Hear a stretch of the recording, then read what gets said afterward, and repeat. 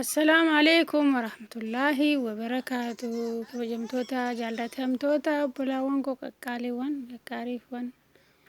Eidal Mubaarak isiniin jennee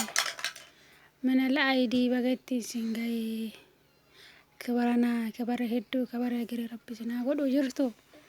baga jiraattanii alhamdulillah rabbi iida kanaan nu ga'ee shukriin isaa ga'u. Rabbi nurra haqee balu sooma keenya salaata keenya rabbi nurra haqee balu reetoo yerootaan koo hundi keessan qaqqaaliif qaqqaariiwwan baga rahmaan iida kanaan sin ga'ee isiniin jedha. Inni kun iida milkii kan nasrii kan tokkummaa rabbi nuuf haa godhu kan gammachuu kan nasti nasramnu rabbi nu haa godhu rabbi nu jaalatee sooma keenya salaata keenya kulli nurra haqee balu.